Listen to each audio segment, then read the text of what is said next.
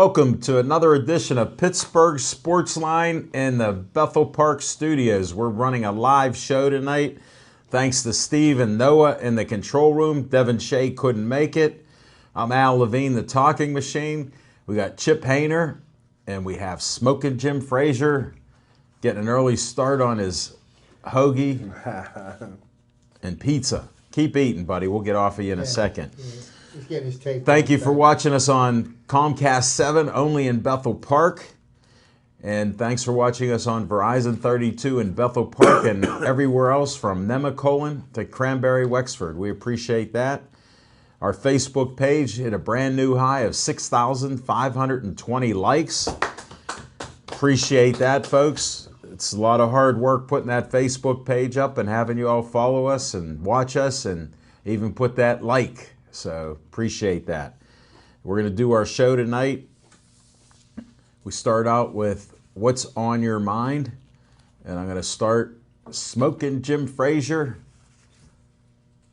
What's on your mind? Thanks, Al Levine, the talking machine. And if you want the green, I think here's you one. got the C, Levine. Whoa, I grabbed the wrong black one. and that green now. Wow, it goes with your shirt. All Here, right. here's green.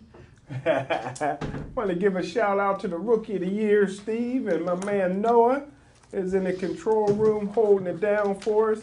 But what's on my mind actually is, I get sick and tired of these guys giving me a hard time because I'm picking McGregor to knock out Floyd Mayweather. Everybody, I think, gives too What much camera do I look at? credence to boxing. Boxing is only 4 punches. Easiest sport in the world. All you got is a jab, you got a left hook, you got an overhand right, you got an uppercut. That's all there is to boxing. And the bigger the punch, the less experience you need. Greatest fighter ever from Western Pennsylvania, Billy Conn from Pittsburgh, never fought amateurs, went right to the pros. How about Carmen Basilio? Straight to the pros. The onion farmer, they used to call him. Went from right from the onion farms right into professional boxing. How about Big George Foreman? Dropped out of high school at 15 to start mugging people. Professional mugger, went to the youth center, come right out of the youth center with zero experience and won the Olympic gold medal by a knockout. How about Sonny Liston? Sonny Liston came right out of prison, no boxing experience, just started knocking professional boxers out. Matter of fact, Sonny Liston and McGregor has a little bit in common with Floyd Mayweather, I would say, because Sonny Liston really didn't train very hard for the first Cassius Clay fight, which we know him now as Muhammad Ali, because he seen him in the Las Vegas casino. Sonny Liston walked right up to Cassius Clay, slapped him in the face. Cassius Clay looked up, like, why you do that? He said, because you're a little bit too fresh. And he walked away and told his entourage he's scared to death. So he figured he knocked the scared kid out in the first round. It didn't happen. How about Dwight Muhammad Kwawi? Come right out of Rawway prison. Dwight Braxton. Dwight Braxton, there you go. And last but not least, how about Bernard Hopkins? Did about 11 years in the same jail that Rayco War Saunders was in. Both of them took up boxing in prison.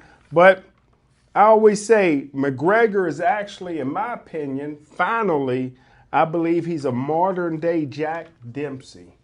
Jack Dempsey got his start by going into saloons and telling everybody, I can't sing, I can't dance, but I'll whoop any SOB in here. And he would take bets, and that's how he made his money before he became a professional fighter.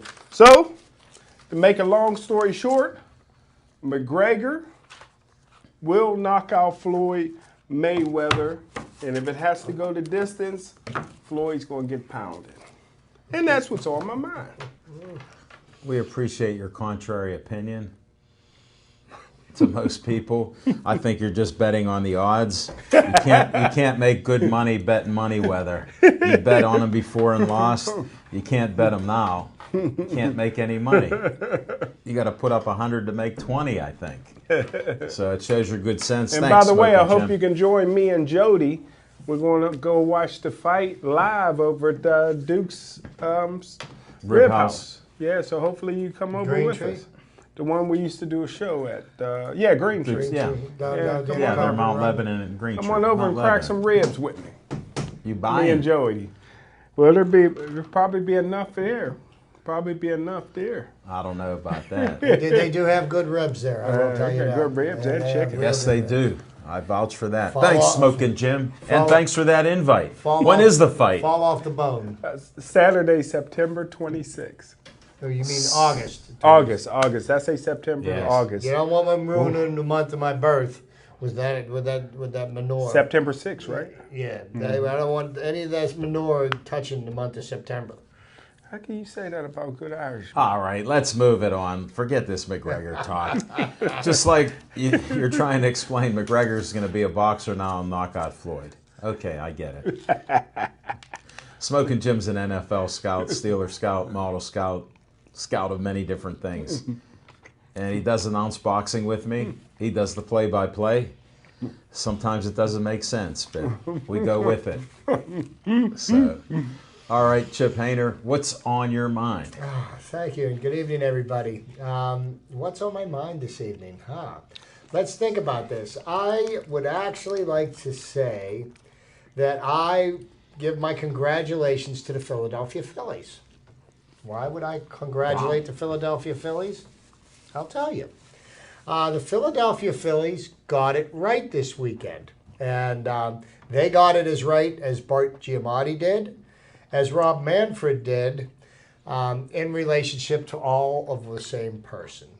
And who is this dirtbag that I may be referring to? Somebody that my dear friend Jim thinks belongs in the Baseball Hall of Fame, but will never become a member, Pete Rose. Well, I spent my weekend over on the eastern side of the state, just north of Philadelphia in the garden spot of Easton, PA. Drove past Larry Holmes' gym, and all of the different properties that he owns. I was at a family reunion with my wife and got to read some of the local papers. And the Philadelphia Phillies had initially planned to hold a day and and let Pete Rose join their Wall of Fame. Wow. Because Pete Rose was a first baseman on the very first Philadelphia Phillies team that won a world championship back in 1980. Oh yeah, that's right. So, didn't know. the Phillies had this tribute planned. Then last week, information comes to the surface of testimony that Mr. Pete Rose had made, because Pete Rose is suing somebody for defamation of character, which I find completely laughable when you think about the kind of a person that Pete Rose is. He's a degenerate, lying gambler and nothing better. But on top of that, he's also guilty of quite some other more disturbing offenses called, or what do they call that? Statutory rape. Oh, yes. In depositions that he gave in court, Pete Rose admitted that in 1976, he had sex with a young lady who told him she was 16 years old, and who was only actually 14 years old at the time. Wow. But the problem with this whole thing is at the time Pete Rose was married with 2 children at home, and here he is having sex with junior high school girls, and he admitted to this in court. So there's documented evidence of him admitting to this thing. So in the interest of trying to clear his good name, which I find laughable at best, these old charges got brought back up to the surface because everybody had forgotten about them. Well, now nobody's forgotten about them, and especially the Philadelphia Phillies. And in light of the revelation of these facts, the Phillies decided that it would be in really, really bad taste for them to honor Pete Rose. So they canceled adding him to the Wall of Fame. What they did instead was they honored some of the Phillies greats who had passed away just recently. One of them being Jim Bunning, The other one being Darren Dalton, who passed away just recently, just last week of cancer. So I would like to applaud the Philadelphia Phillies for standing up and taking the right stand against the dirtbag that Pete Rose is, was, and always will be. And, hopefully this will just kind of nail the coffin shut on any conversation that anybody might have that deems him worthy to be in the Hall of Fame. He is not worthy of being in the Hall of Fame. He accepted a lifetime banishment. Hey, Pete, tough luck. But that's what's on my mind. Can I just say this, talking machine? Oh, no way. No. Please do, Jim. Yeah, go ahead. In Ohio, the legal age was 16 at the time. But the girl was 14, and he claims she said she was 16. But, you didn't do your fact checking. Plus, Smoking Jim, he was married. So what about all your women fans out there? The fact of the matter is, whichever way you slice it, he's married with 2 children, and he's a baseball star, and he can't do any better than going to junior high school. Picking up girls. Your argument doesn't hold water. We're going to move on. In some countries, it's as many as you can afford to take care of, and he could afford to take care of more than just one woman. You're reaching now. And I guess Ezekiel Elliott doesn't deserve to be suspended. Well, we'll talk about that. You just hit what's on my mind, but right. I got to do these promotions first. I don't know, Steve, what camera am I going to be on? All right, thanks for the adjustment. All right. First, we got to thank Olive Oil's Pizzeria for the pizza and hoagie. You get hung up a little, Steve. Hope you can make it out safely. All right, yeah, it's all focused in there. All right, we're good. 412-831-1900. Then I got to tell you, I did double duty today. Just was at the Bethel Park Historical Society's Schoolhouse Arts and History Center. They're having a little party there. I didn't get to have one appetizer. I did 3 interviews, and I did an opening, 3 interviews, a close, and I ran back to the show. Well, you could have done 1 appetizer per interview. I think you could have popped one in your mouth. There wasn't time. Mushroom caps? There wasn't time, but I did get some interviews in at a great party. It looks like about 100 people there, so check it out. You can donate $1 even. A lot of great things going on there, and just good stuff. Next, the Joey Fabus Childhood Cancer Foundation. Poor Joey with DIPG, a form of brain cancer, took his life before his 9th birthday. Donate as little as $1 there. They got a 5K run coming up. I think it's in September. Check it out. May I interrupt? Yes. And are you going to mention the Joey Fabus 5K race on September the 17th? That's what I was just talking about. Okay. I didn't know the date for sure. I've seen it posted. I've seen it posted as September 17th. Yeah, I wasn't sure to check on that. We'll probably be doing some filming there. Then if your organization or group needs some money, we have it at BPCF. Community Foundation has $100 to $5,000. You can apply. Grab an application online at bpcf.org. Check it out, and your group can get some money. Dave Cable likes making some fun of me and having me doing interesting things. He says, Uncle Al wants you for BPTV. 412-831-3304. You could be like Noah and Steve, helping out behind the scenes in the control room with cameras and other stuff. Again, I want you. You can see my face up there for BPTV. Thank you. Now, what's on my mind is the NFL come down with a domestic abuse case that shocked the heck out of me. I just heard rumors a couple weeks ago about Ezekiel Elliott, the star running back for the Cowboys, helped them win some great games and all the good things he's doing. Well, at Ohio State, he had domestic abuse problems, and they continued to follow him afterwards. So Goodell come down with a 6-game suspension for what domestic abuse. And I've gone on the record, I'm against all kind of domestic abuse to women, children, men, animals. The elderly. Elderly, you name it. There's no reason to do it, no place for it.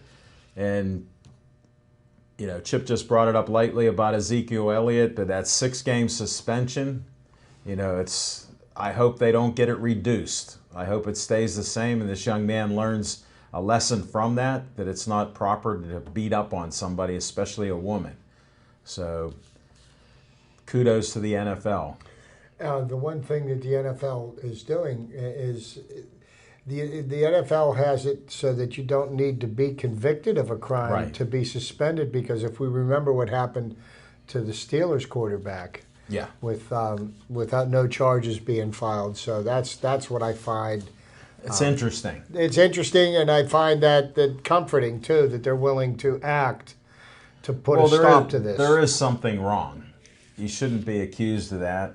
If it's falsely accused, then it'll be dropped or they'll move on from it. But this is a pattern that he's had, and it's abusive. So they're taking care of business there. And that's what's on my mind. We're going to move forward with the show. We'll come back with Fiction and Fact from Smokin' Jim's Almanac.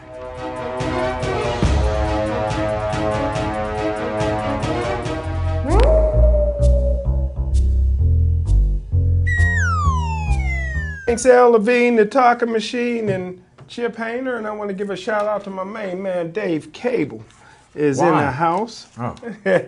But, I get sick and tired of all this reverse discrimination. Anytime I try to give credit to a white ball player, everybody comes down on me. I said after the Pittsburgh Steelers football game that T.J. Watt will make the Hall of Fame. Everybody came down on me when I said Huey Richardson would be a bust. Everybody came down on me when I said that Alonzo Jackson would be a bust. Everybody came down on me when I said that Jarvis Too Slow Jones would be an NFL bust. They said it's too early to tell. What about Jermaine Stevens? There you go. They said it's too early to tell, But I'm predicting if this guy stays healthy, he'll be the best linebacker the Pittsburgh Steelers had since Jack Lambert and Kendrell Bell. And I'm going to just go over some of the right outside linebackers that the Pittsburgh Steelers had. Greg Lloyd, outstanding. Got to go into the Pittsburgh Steelers Hall of Fame. Huey Richardson was a bust. I predicted he would be a bust when I seen him play at Florida. Even though this guy is a left outside linebacker, got to give homage to Kevin Green, outstanding player. How about Chad Brown, who could have been outstanding here with the Steelers? The Pittsburgh Steelers made a huge mistake, again, on a white ball player by the name of Mike Vrabel, who could have been great, end up being great for the New England Patriots. The Steelers blew it big time there, a little reverse discrimination. Kendrell Bell, who I thought could have been the greatest middle linebacker to ever play if he'd have stayed healthy. Him and Jack Lambert. Ankle sprains. That's it. Well, he had a degenerative shoulder too. But him and Jack Lambert, the only two middle linebackers in Pittsburgh Steelers history to win Rookie of the Year award. How about Joey Porter, guy that I scouted at Colorado State, knew he'd be great. Started off his freshman year as a wide receiver, moved to safety his sophomore year, and then his last 2 years he played defensive end. Great player. How about the bus that I almost got fired because I wouldn't shut up about Alonzo Jackson? Pittsburgh Steelers thought they had a great one. I predicted he'd be a bust. Everybody said it was too early to predict. How about James Harrison? Outstanding player. Only man on the planet that could live without an income for 3 straight years. That's James Harrison. Probably was eating free lunch at the soup kitchen in Akron as he worked out like a workout warrior, although I would cut him this year. Lawrence Timmons, who was drafted at right outside linebacker. I said he never played right outside linebacker in the NFL, did very well in the middle when they moved him, when they found out he didn't play very well at right outside linebacker. Now he's struggling with the playbook in Miami. So maybe the Pittsburgh Steelers might get Lawrence Timmons back if the Dolphins cut him. Can't seem to learn that playbook out there. Jarvis Too Slow Jones, former SEC Player of the Year, former All-American. I said he'll never be able to play, and I was proven right. It's a shame Bruce Arians didn't believe you. The genius. Now we go with T.J. Watt. He's already been named a starter by Joey Porter, who's coaching, who was uncoachable as a player, as a huge joke as a coach. But Joey knows talent. Wears number 90, which is a great number. 6'4", 255, 4'6", 40, 37-inch vertical jump, and an awesome 21 reps at 225. T.J. Watt and Clay Matthews are probably the only white right outside linebackers in the 3-4 defense in the last 30 years in the NFL, and both of them, in my opinion, will be going to the Hall of Fame. Clay Matthews, the third, already been to 6 Pro Bowls, one more than James Harrison has been to. I would cut James Harrison and keep Watt, Dupree, Chickalow, and Arthur Moats. I would not keep 5 linebackers. I'm sorry, James. Pittsburgh Steelers linebackers, the best I've seen, J.J. Watt, again, since Lambert and Kendrell Bell. And finally, J.J. Watt is a combination of Clay Matthews and DeMarcus Ware. J.J. Watt is. TJ, same thing. Nah, and he got a brother that's a fullback in the league. They're brothers. They're different. They had some good milk growing up. But T.J. Watt, combination of Clay Matthews and DeMarcus Ware. Sorry to correct you, but you. you were on a roll. That's Thank the you, most sir. notes that you've ever brought to Fiction and Fact. I did my From homework. Smoking Jim's I Almanac. did my homework. And I sensed a lot of fiction with that. People called me out on that. As well they should. You're entertaining. And you continue that streak to this day. Thank you very much for Fiction and Fact. Cut James Harrison because in your word, he's not a mentor, he's a tormentor. Thank you for those words.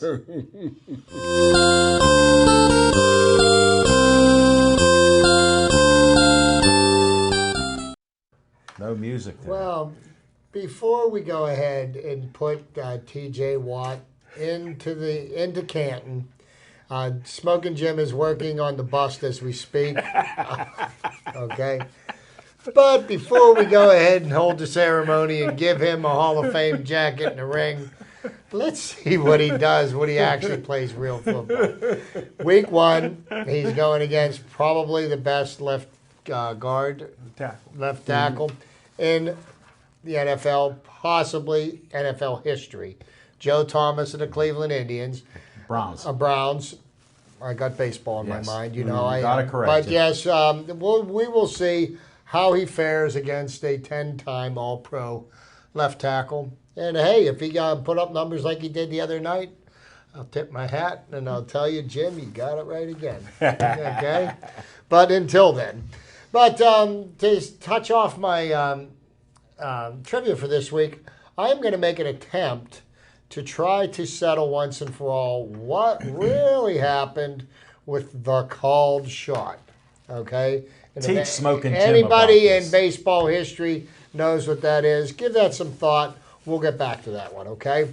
But 1970, Philadelphia's Jim Bunning. I mentioned him earlier. Yes. Phillies honored him this past weekend because he was somebody worth honoring.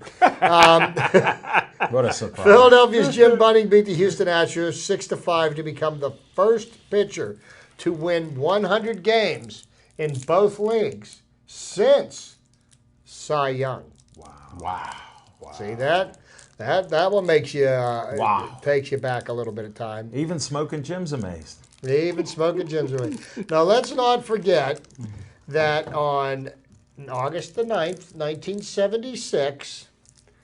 Does anybody remember what happened right here at Three Rivers Stadium? Bicentennial? John the Candyman Candelaria became the first Pirate pitcher in 69 years to throw a no-hitter in Pittsburgh by blanking the Dodgers 2-0.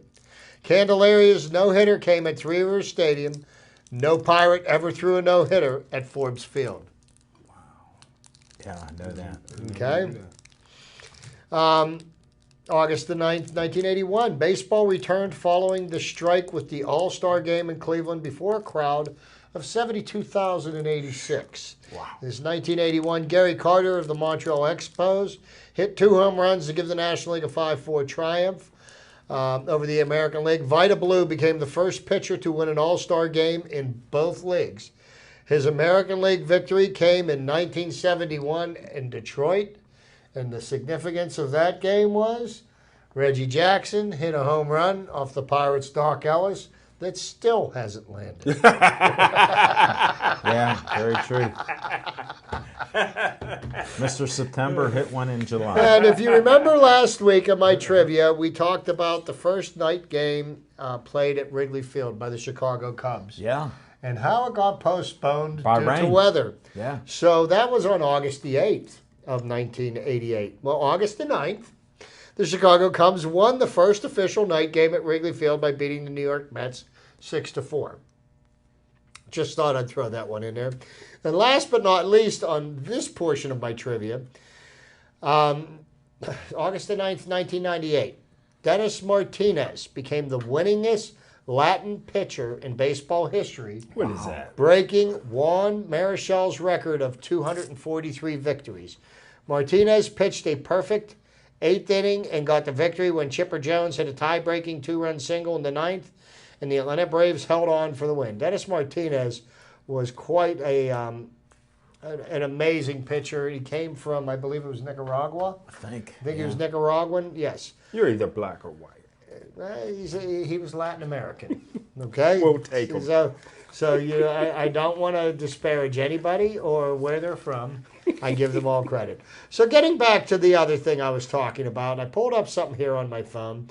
And just to give you, in the 1933... What about this call? In the 1933 World Series, Babe Ruth was claimed to have been the person who had called his shot before he got bat. Yes, sir. In case you didn't know, the pitcher for Chicago at that time, for the Chicago Cubs, was Charlie Root. He had the misfortune of throwing the Babe Ruth hit into center field bleacher in what became known as the called shot. Charlie Root was quite an accomplished pitcher, and he did have some great accomplishments in his career. And if you give me just a minute to scroll down here, although he is mainly remembered for being at the wrong end of a legend, Charlie Root was actually an accomplished pitcher.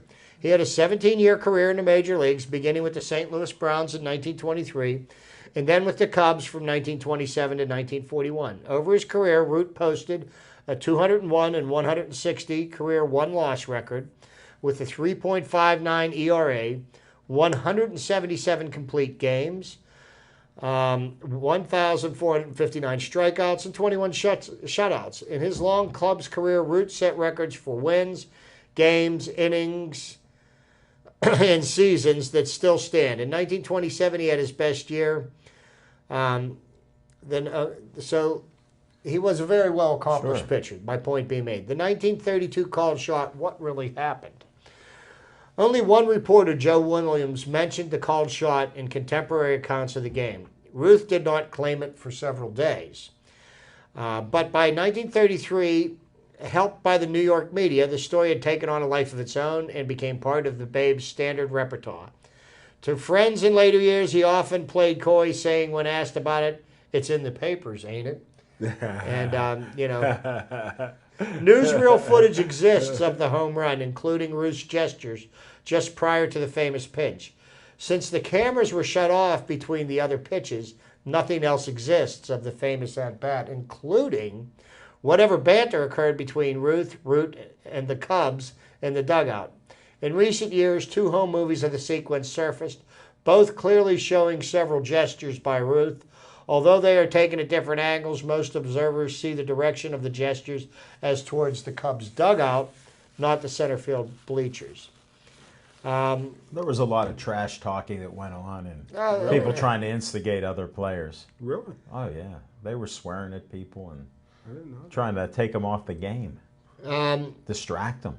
One of the things that Charlie Root said is that if Babe Ruth had been entertaining those shenanigans, he would have put him on his hind end with the very first pitch he threw. Because back in those days, most pitchers would. Yes, the pitchers were headhunters, and if you got a little bit too comfortable in the batter's box, you got knocked down, and there was no repercussions for anybody because that's the way baseball was played back then. Couldn't do that to the Babe. He was bigger than baseball. You know what? He's just Bob a man. Bob Gibson threw a ball and hurt Clemente. He was out a month. Clemente ain't Babe. Clemente come back against Gibson, hit one off his knee, and Bob Gibson was off for 2 months. You don't mess with Roberto. If you need a little history. Wow. Smoking. That's pretty good. I could give it to you. Here's the quote by Charlie Root. He said, if Ruth had pointed to the stands, he would have gone down on his backside. No one facing me would have gotten away with that. No. So I believe it. There you go. Baseball was played differently than it is. But let's not forget, when anybody mentions the called shot, who was the man who was on the mound? Charlie Root, the Chicago Cubs. There's your trivia for this week. Okay. Nice. There's the truth. Can I ask you guys a question?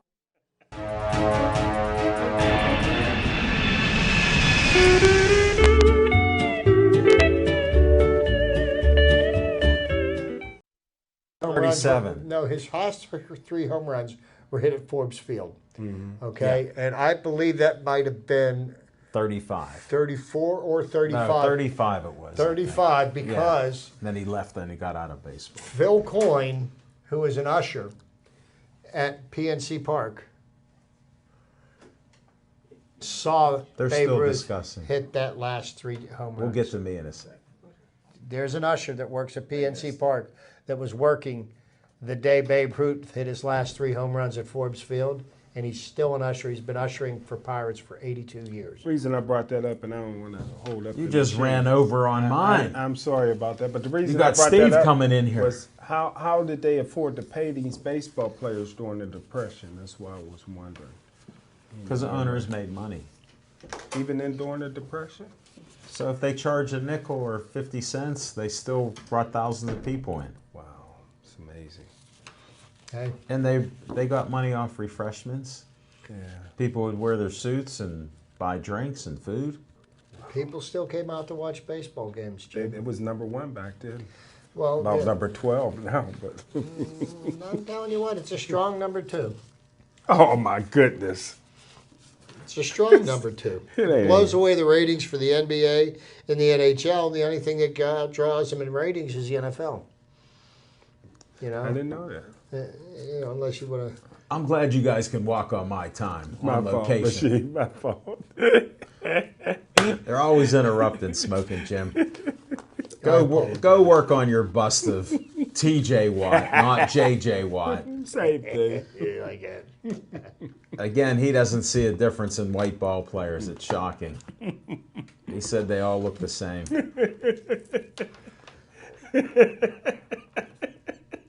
See how he's laughing? He's laughing at the truth. On location, we were at Olive Oil's Pizzeria, 930 Brookline Boulevard. It was great to be there. Frank Funero, the owner, great host. $5 hoagies, strombolis, pizza. They had people coming in all night long, great crowd. They had our man Vince Ornato doing caricatures. They were amazed at the talent Vince has. That's my man and best friend there. He was doing caricatures. He did one of Frank. They put it right up on the wall. Looked perfectly, just like the owner. Yes, sir. And he did many others. Smoking Jim Frazier was on fire. Did a usual great stuff that he does with his opening. I don't know how he memorized all that stuff. It was good stuff. He was all about the women, so I don't know who he was with this past week. Usually it's somebody pretty sharp, and he's helping them out. That's how he is. But we had Wendy Bell, TV legend Wendy Bell, talking about positivelyWendyBell.com. It has 96,000 people following her. Wow.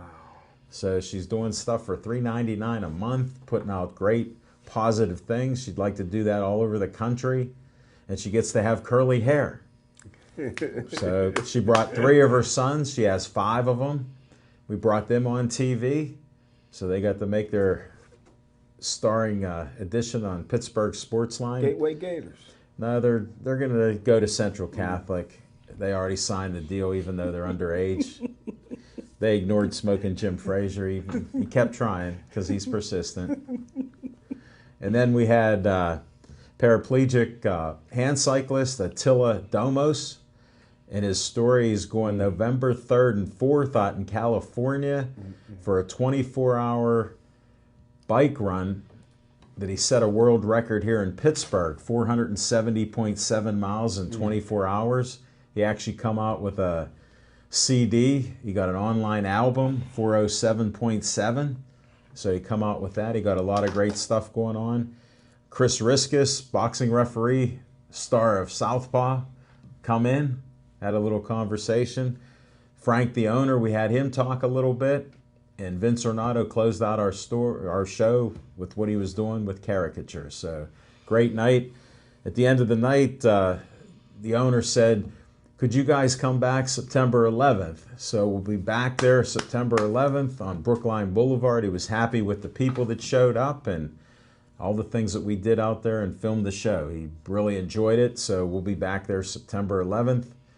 And Hollywood Lanes, we got bad news. They got their liquor license. They went from an A3 to an A2. They have code violations with exits and electrical issues and things like that they're trying to work on, but they're shut down, so we won't be back there in September.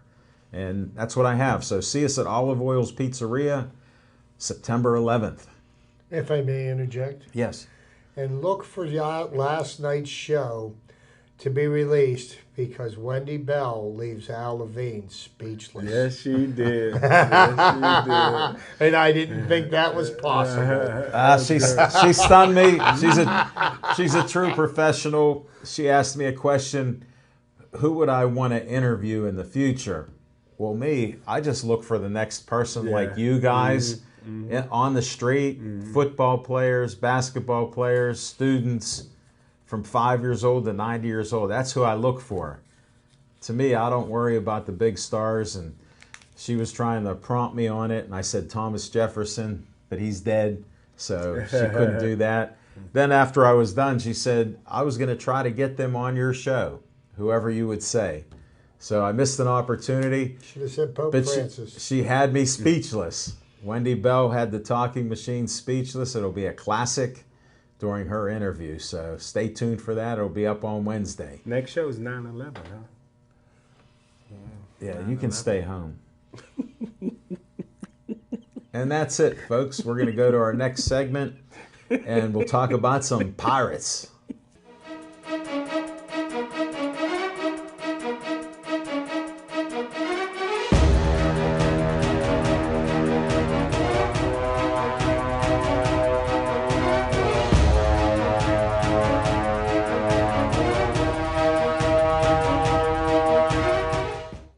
Welcome back. Chief, I hope you enjoyed your dessert. I know you're watching our show and you're hanging on every word that Chip has to say. And even smoking Jim and myself. So we're going to talk about the Pirates. And right now, Bucco's got a 2-game series coming up as we sit here right now, 58-60. And this Pirates, you know, if you consider all the things that have gone wrong this year, and the fact that the Pirates are 58-60 and only 4 games out of first place is, in my humble opinion, nothing short of a miracle. You know, and it seems like every time we get ready to take, you know, we take 3 steps forward and we take 4 back. And just as we get to 500, Gregory Polanco re-injures the same hamstring now for the 3rd time this year. He's on the disabled list. I don't know if we'll see him again this year. Seems to be some kind of problem with keeping that young man healthy. And even when he is healthy, he has been quite a bit of a disappointment. You know, when he came up, there's all this hoopla. He's the next great thing. And, you know, I don't know if maybe our expectations were too high or maybe they just, you know, he was a little bit overrated. Could be little from column A, a little from column B. Too bad Smoking Jim doesn't follow baseball like football, because we would have found out Polanco would be a bust.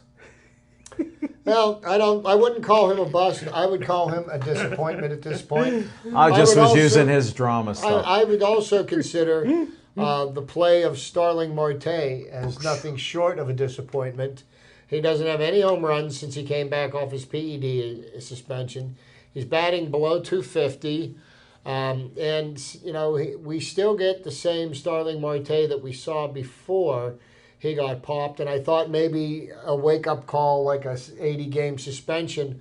But it seems like he daydreams from time to time. He loses his focus where he's standing out there not paying attention. And it would be okay if you were in the dugout between innings, but he does it when he's in the field. And on base. You know, the best player on the team is the player that they tried for a year and a half to give away to anybody, and there were no takers. And now, you know, the question means, what are we going to do with Andrew McCutchen next year? And then, you know, we do have an option for him, and, you know, sure, so we can get him for next year at cheap rates, $14.5 million, and the team will still have him. I personally think that what they ought to do is they ought to extend him. I would extend him 3 years, not more than 4. Just turned 30 years old. I wouldn't extend him past his 34th birthday simply because the skills, as a general rule, deteriorate as they get older. But that all being said, here we are, August the 15th. Yes. And, you know, the Pirates are still not out of it yet, because the team that everybody said was the odds-on favorite to run away with our division just seems to keep on tripping over their own 2 feet.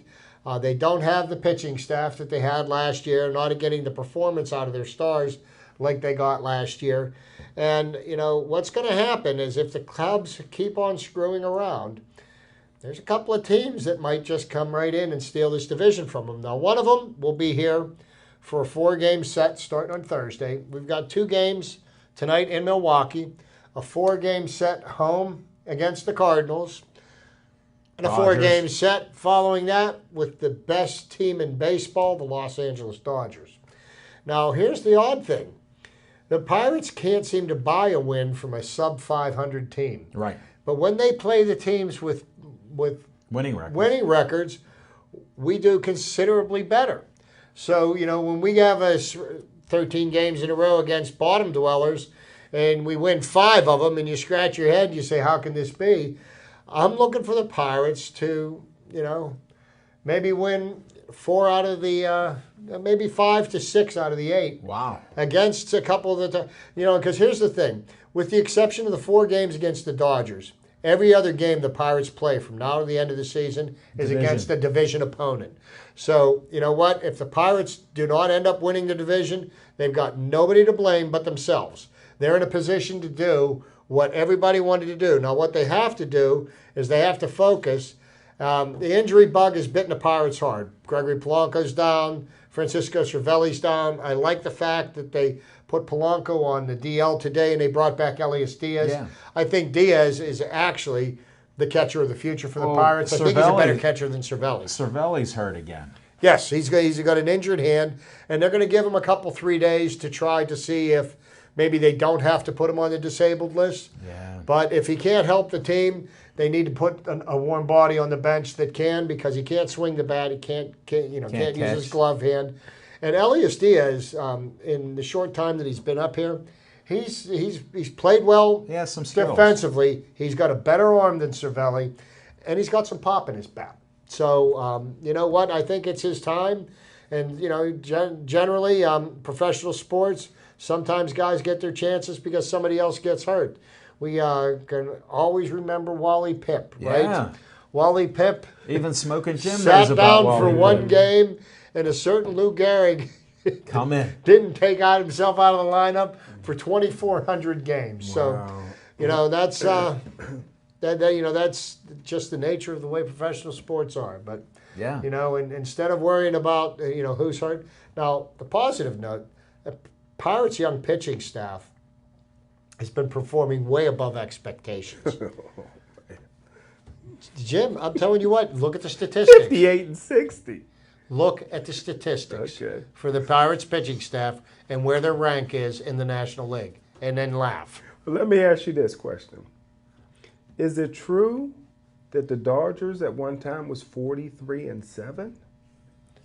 No, Yes, it was. Yes, it was. The Dodgers. Wow. The Dodgers have been absolutely on fire. Now they started out the year rather slow, and then once they caught, On fire. they caught on fire. They've been smoking through. They said just that about hasn't everybody. been done in Major League Baseball since the Titanic sank.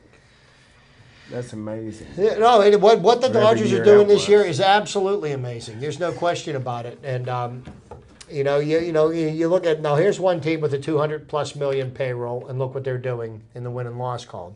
Then you look at the Detroit Tigers. They're another team with a $200 million payroll, who haven't made the playoffs in 3 years and don't have and they're And they 10, may they're trade 10 or 12. Verlander. They're 10 or 12 games under 500. They might trade Verlander, their best pitcher. That movie You know Detroit, that. is that about the Tigers? It's just No. Okay.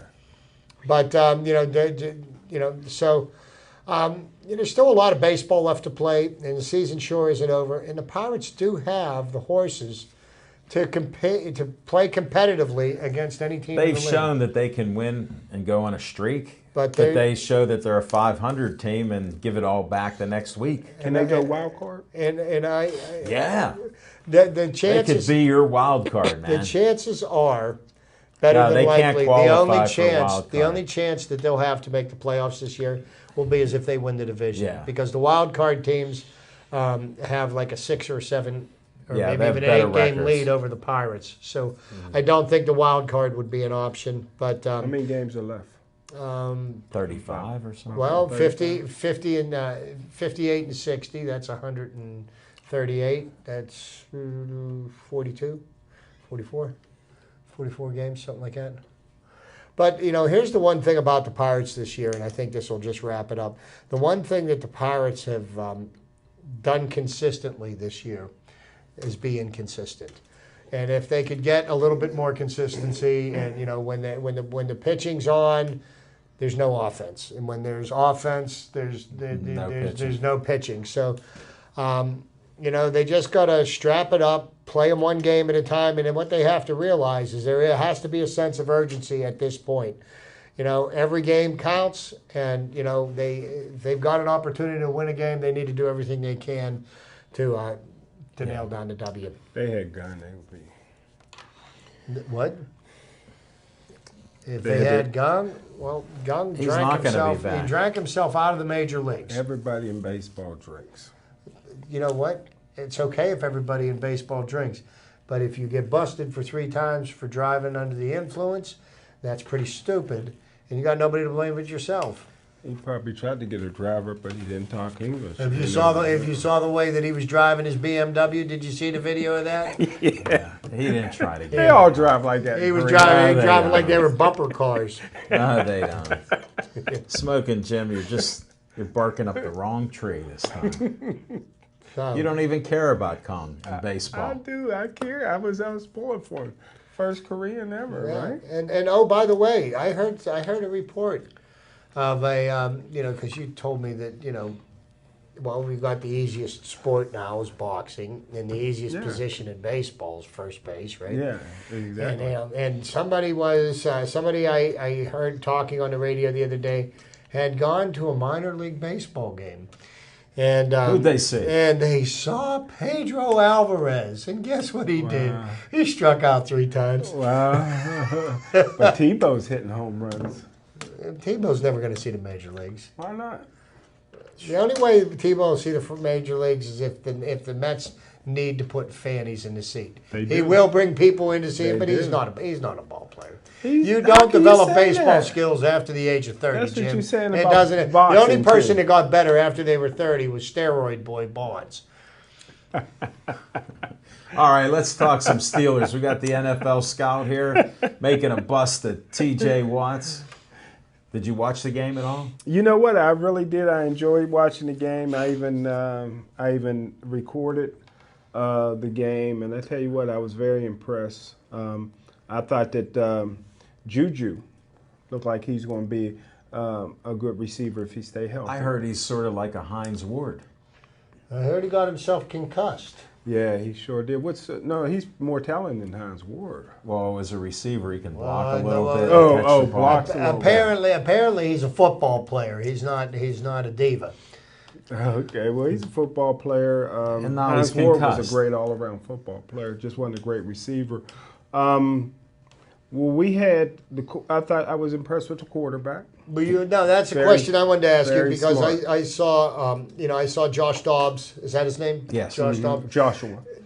He had a little bit of a rocky start, but I did see that touchdown pass he threw at the end of the first half. He threw another Dropped one that that was one. called back. too. Dropped it in real nice. Yeah. But and I would bow to your knowledge of scouting and everything. What did you think of his performance as a third string quarterback for the Steelers? I mean, granted, it's his first time in the big show, and he wasn't playing against first stringers. But what did you think? Well, the one thing I liked about him coming out is you can't teach size. 6'5", guy with really good weight and a nice strong arm, and academic All-American. I mean, this He's guy, like a rocket scientist. This guy's a rocket science. He can do all 48. He got all 48 pies memorized, whatever that is.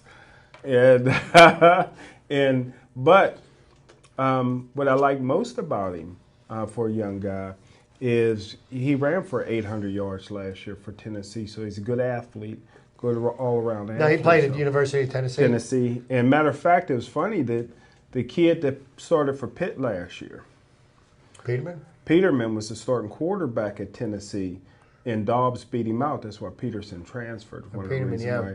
why he transferred, and so it's pretty good there. But I was just thrilled. You know what I mean? When I see players, the first time I seen Ray Lewis, I said, greatest football player I've ever seen. And when I seen T.J. Watt, I was real impressed. I knew he was a great football player. Wasn't sure if he could play right outside linebacker in this league. And I tell you what, this guy has no wasted motion. That's what made Nick Bonaconte and Jack Lambert great. Wow, you're going back in history. Is their mind and their feet sync up together. And if you watch T.J. Watt, I mean, he explodes. There's no wasted motion. Most guys take a false step backwards before they go forward. He comes out of there like a sprinter. And this guy is, and he talks it. You can see it in his eyes. He says, I don't turn down any reps. You know, I mean, Well, he was he out there keeps the whole saying game. that. Yeah, Yeah, I keeps love saying it. that. I love this kid. And I think that we have, really, in my opinion, we have a guy that can take the Pittsburgh Steelers to the championship. This is the best linebacker I've seen since Jack Lambert and Kendrell Bell in the Steelers uniform. Question for you now: has your opinion changed of him from when you evaluated him for the draft, as compared to what you saw on the field 1 minute Friday night? Well, the one thing, and I'll try to wrap it up real quick. The one thing, he played for Wisconsin, only started 1 year. He was an offensive player, so they moved him around because he was just a disruptive force. You know, you want your best players to be in the middle in college. He was playing a lot left outside linebacker because teams run to the right-hand side a lot. So he didn't play that much on the right, and he only started 1 year at linebacker. So it was hard to evaluate how he would do at right outside linebacker because you need so much explosion. But once I seen him play right outside linebacker in the NFL, I already said maybe DeMarcus Ware, Clay Matthews combination. That's Well, Hall I of got to Fame. tell you, we only got about 25 seconds Hall of left. Fame. Jim, I hope you're right. Alan, Nice wrap show. her up. Yep. We'll get it wrapped up here. We always end the show. Thanks for watching. Of course, we appreciate all of you that stay Joey strong.